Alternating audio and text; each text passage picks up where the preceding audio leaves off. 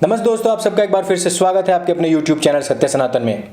जिस लड़की ने सैकड़ों हिंदू लड़कों छात्रों के बीच में खड़े होकर के अल्लाह अकबर के नारे लगाए थे, उसको कुछ ही दिनों के बाद में ब्यूटी किट, एप्पल का मोबाइल, टैबलेट और ढेर सारा पैसा प्रोवाइड कराया गया था। उसके साथ ही साथ ये लड़की ना केवल इन जिहादी बालकों की नायिका बनी, बल्कि इसने अपने जिहाद पर अमल करना भी शुरू कर दिया। यहाँ भारतवर्ष में कानून, न्याय व्यवस्था, पुलिस को इस बात की जानकारी नहीं है कि ये लड़की आजकल सऊदी अरब में है। तो जैसे ही उन लोगों को लगा कि हिंदुओं से टक्कर लेने वाला कोई तो है, उन्होंने तुरंत ही उसको स्पॉन्सर कर दिया और तुरंत उसको सऊदी अरब बुलवा लिया है। यह है उनका जबरदस्त इकोसिस्टम, जिसके चलते उन्होंने आज भी 56 से 57 देशों के ऊपर कब्जा किया हुआ है। लेकिन अगर हम आपसे यह कह दें कि हम अपना एक इकोसिस्टम तैयार कर रहे हैं, जो पोर्टल बिल्कुल फ्री होगा, जहां पर एक सनातनी दूसरे सनातनी से व्यवहार और व्यापार कर पाएगा, जिसमें कोई भी जालीदार कटोरे वाला भिखमंगा आपके बीच में नहीं घुस पाएगा और किसी प्रकार का जिहाद नहीं कर पाएगा, और उसके लिए हमें सनातन हाट के माध्यम से सपोर्ट करें, तो अधिकतर हिंदू हमसे इन 15-20 दिनों में ही हिसाब किताब मांगने लग गए हैं।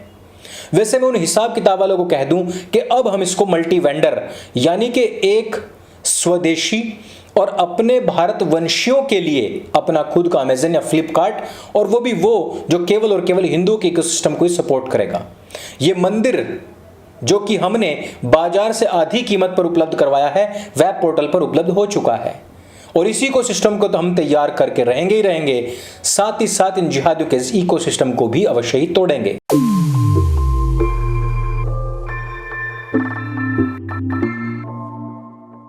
आज का वीडियो महत्वपूर्ण इस वजह से भी है क्योंकि जो लोग हिंदुओं को असहिष्णु, जो लोग हिंदुओं को आतंकवादी, भगवा आतंकवादी बताते हैं, अब वो कहां डूब करके मरेंगे। आज का वीडियो यह सवाल भी करता है। जिन जज महोदय ने यह फैसला दिया कि ना केवल श्रृंगार गौरी क्षेत्र की वीडियोग्राफी होगी, बल्कि खुदाई होनी होगी तो वो भी होगी, मुझे स्वयं जाना पड़ा तो मैं खुद भी जाऊंगा, और जितने भी तहखाने हैं वो सब के सब खुलेंगे। यही नहीं, उन्होंने ये भी कहा कि अभी तक का जितना भी एडमिनिस्ट्रेशन था वो सारा का सारा भ्रष्ट था, और वो कहीं ना कहीं हड्डी चूसने वाला था, जिन्होंने की हाई कोर्ट और सुप्रीम कोर्ट तक की भी अवहेलना की है। उन्होंने कहा कि यह मामला काफी पहले सुलझ गया होता, लेकिन इसको लटकाने और भटकाने में हमारे ही लोगों का हाथ है। वो अलग बात है कि कमिश्नर साहब जिनको की चेंज करने की बात कही गई थी, उनको चेंज नहीं किया जाएगा, क्योंकि ऐसा कोई आधार ही नहीं मिला कि जिसके आधार पर उनको बदला जा सके। हालांकि जज साहब के माता पिता, उनका परिवार भी उनकी सुरक्षा को लेकर बहुत ज्यादा चिंतित है, और जज साहब भी अपने परिवार को लेकर के चिंतित हैं। यह चिंता ही इस विषय को बताती है कि कौन लोग हैं जिनसे उनको चिंता है। दूसरी तरफ जहां 22 ताजमहल के बंद कमरों को खोलने की याचिका पर हमारे जज साहब ने फटकार लगाते हुए मना कर दिया, हिंदू पक्ष ने इसका भी स्वागत किया और उन्होंने कहा कि अभी हमारे सामने आगे के दरवाजे खुले हुए हैं, हम वहां पर जाएंगे। उन जज साहब को डर नहीं लगा कि हमने हिंदुओं को डांट दिया है, फटकार दिया है, उनकी याचिका को खारिज कर दिया है। उन जज साहब को डर लगेगा भी नहीं, क्योंकि ये देश हिंदुओं का है और वो सबका सम्मान करते हैं।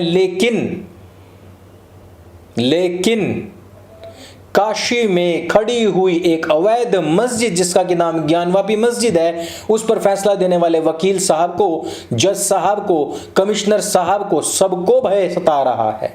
वो ये है कि उनके हाथ में AK-47 भी है, पत्थर भी हैं, 57 देशों का इकोसिस्टम भी है, और पैसा तो भरमार है।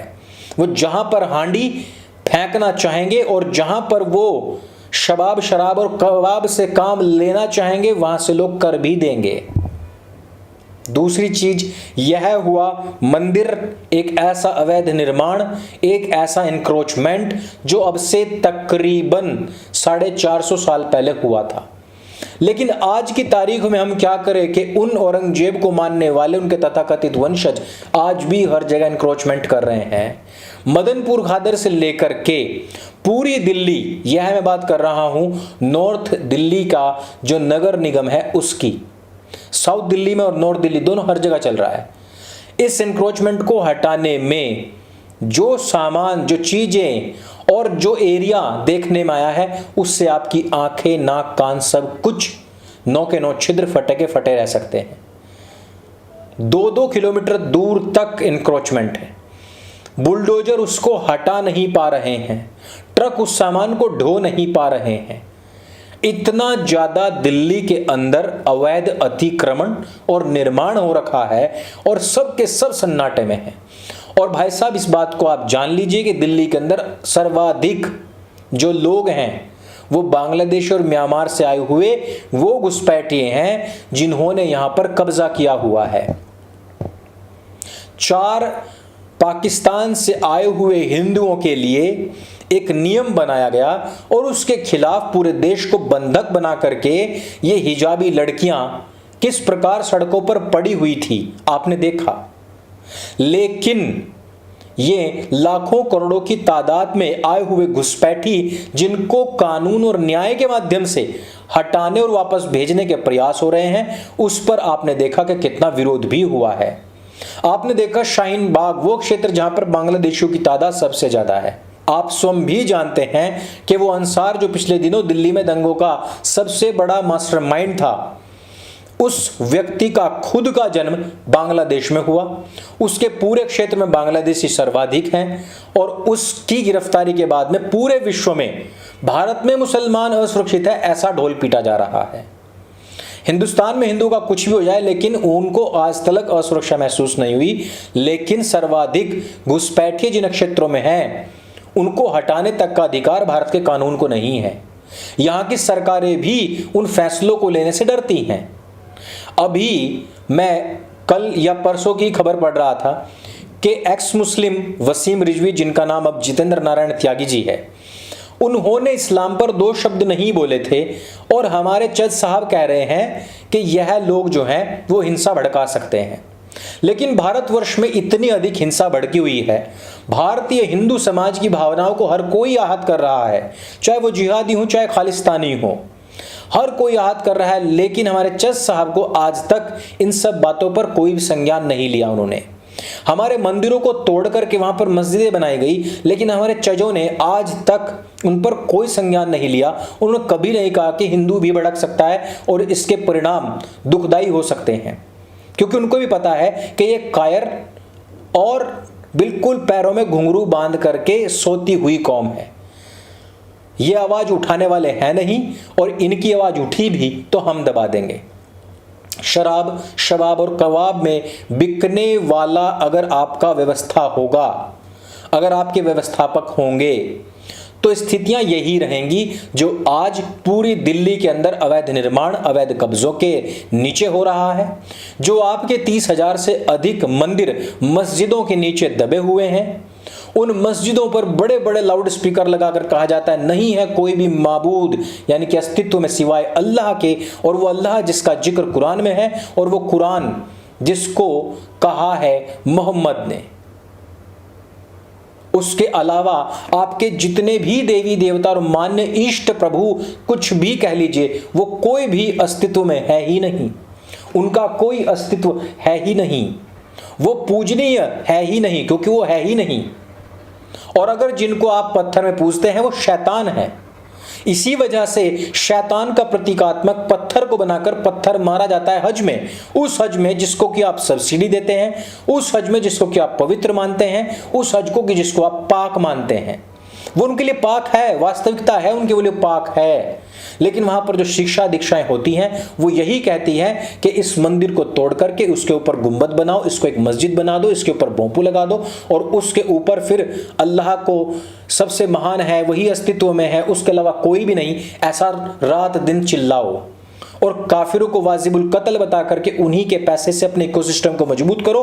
उन्हीं के पैसे से हमने अंसार जैसे लोग खड़े करने हैं, ताहिर जैसे लोग खड़े करने हैं, उसी से हमें भारत को भारत से काट करने, अलग कर देने वाले, धमकियां देने वाले इमाम खड़े करने हैं और आप लोगों को इसी प्रकार से सोते रहने देना है।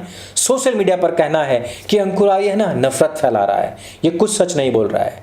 सच आपके सामने आया जब भव्य राम मंदिर के नीचे परिक्षेत्र में खुदाई हुई और सच सामने आ रहा है, जब श्रृंगार गौरी परिक्षेत्र में फोटोग्राफी हुई, और सच सामने आएगा जब ज्ञानवापी के तहखाने खुलेंगे।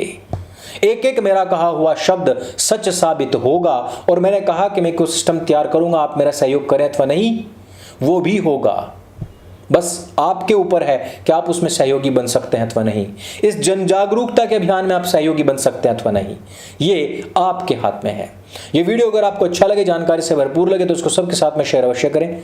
मेरे संग बोले सत्य सनातन वैदिक धर्म की जय। जय हिंद, वंदे मातरम।